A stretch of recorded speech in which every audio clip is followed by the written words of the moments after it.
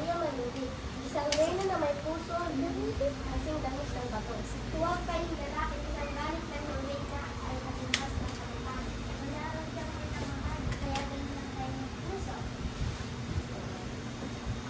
Isang araw, matapos ang 3 araw at 3 gabing bagyo, muling lumino ang kalangitan. Sa may loob, 3 malalaking barko ang biglang lumitaw. Ha? Sino ba ngayon? Kaaway ba o panauli?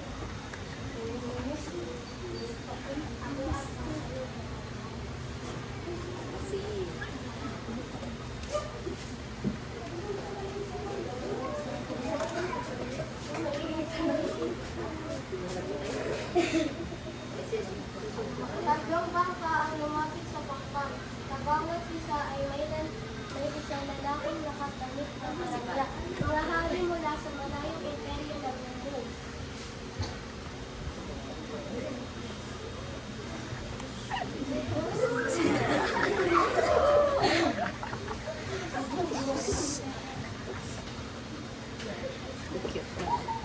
Tatanong ko si Alvin.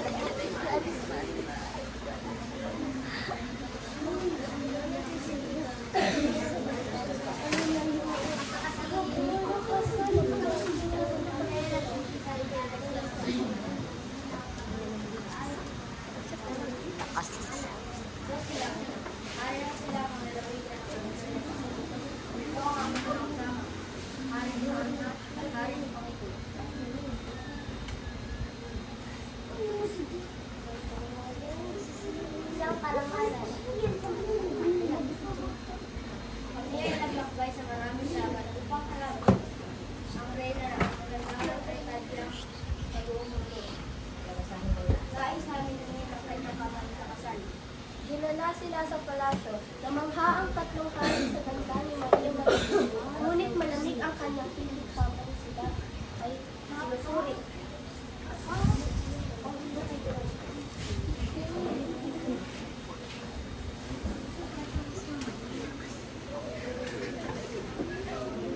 Marami akong tanong. Hindi ako magaling magtiwala. Matapos masagot ang lahat ng tanong, nakaramdam ng kakaibang init ng malamig na puso ng reyna. Ang pipiliin ko ay si Kari Pangiko.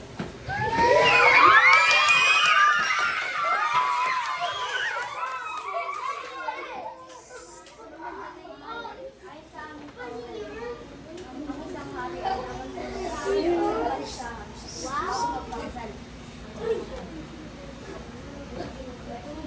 Hindi ko rin maaaring suwayin ang aming batas kung ito kumito.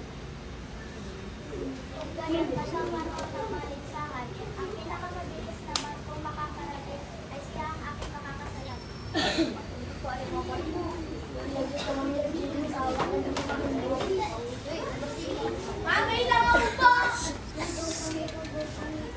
Gusto na yung mga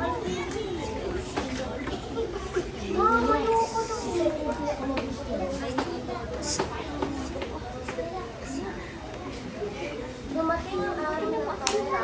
Nagtipon ang mga tao sa dalampasigan mula sa tore. Nanood ang reyna.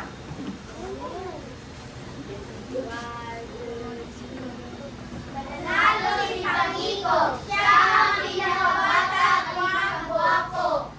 1, 2, 3, go!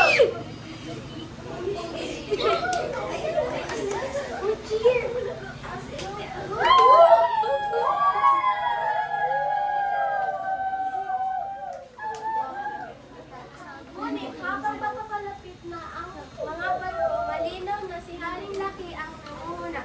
Huli si Pangiko.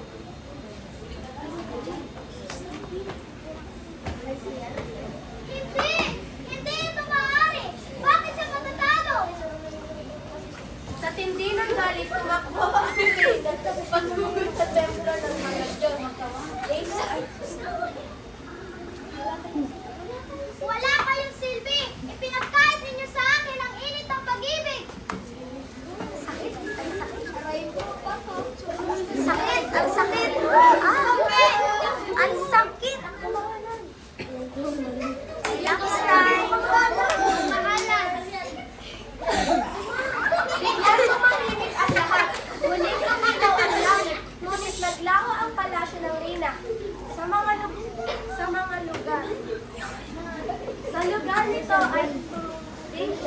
bundok, matayog at dakilang may nag-iisda na kayo.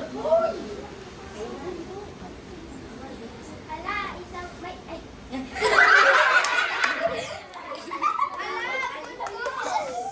May bundok na tila mukha ng reyna. Ba't nandun pa siya? Ba't nandun pa siya? Ate, nasago muna. Mamaya. Hindi si Gabos. Hindi pala kayo.